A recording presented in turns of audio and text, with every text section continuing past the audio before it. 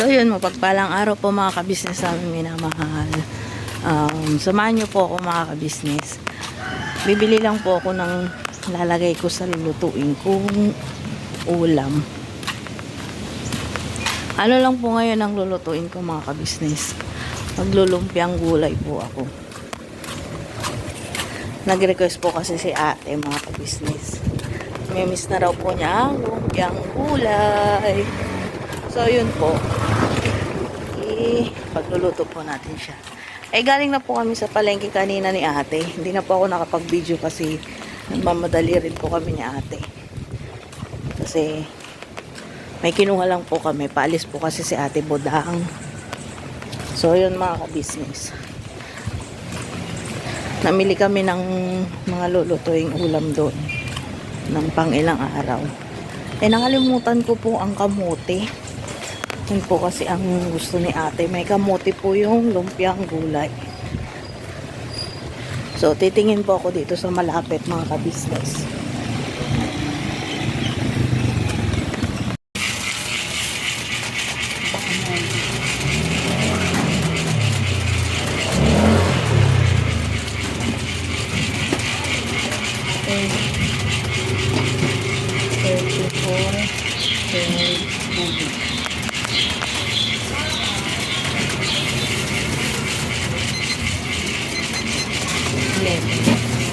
That's 11. 63. 63.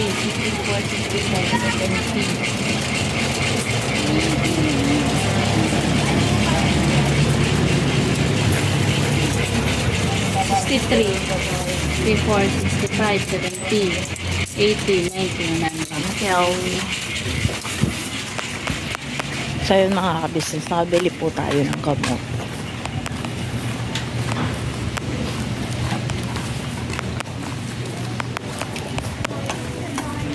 Init po. 9 pa lang po ng umaga pero mainit na po. So yun na po yung lulutuin kong ulam ng tanghalian. Kasi inuulam din po namin yung lumpiang gulay. Si ate naman po kasi hindi naman nakain yun ng kanin. Yun po yung ginagawa niya kung lunch.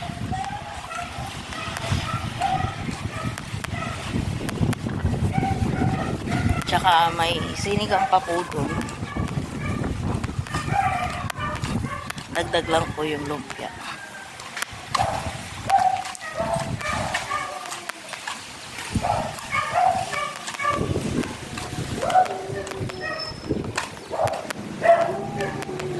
Ang lumpiang gulay po kasi isa sa mga paborito ni ate.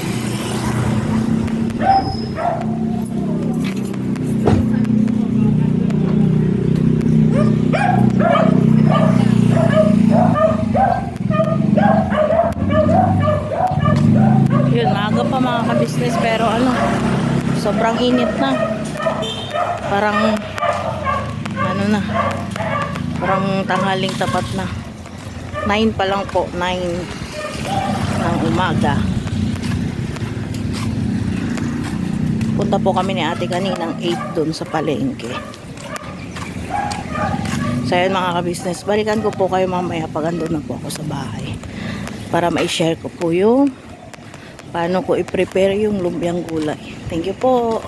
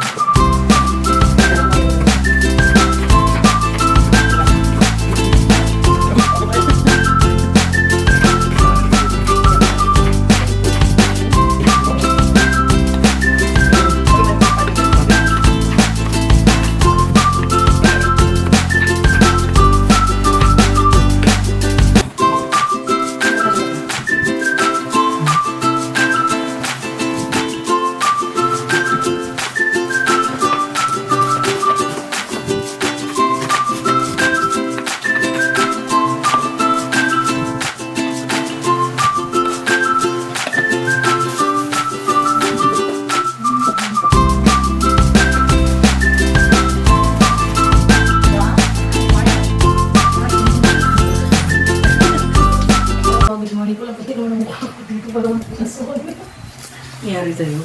Hindi kasi sandak lang po yan mga ka-business. Sa mga nagtatanong, check out ito. Sa ating yellow basket. Ito po siya mga sunglass. Uy, nag-promote. Break ka naman. At saka, sa mga gusto po ng future, ito po. Nandito rin po yan sa ating yellow basket.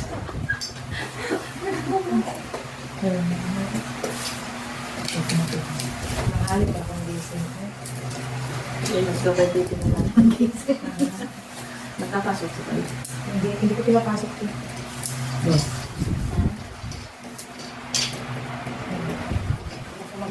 Matagal ito? Ito pwede pa. Ang mamaya po. Ito ko mga business. Nagluluto naman pala sa ating mga business. Nandito si ate ng lumpiang todi. Lumpiang ito. Ayan. Kaya po nito. Hindi ako makakain ng todi. Hindi po siya mahilig ng mga ka-business. Wala na ako kabit-bit bag to. Hindi mga ka-business. Ilalagay ko na. Kasi panood na. Ayan. Ayan na lang.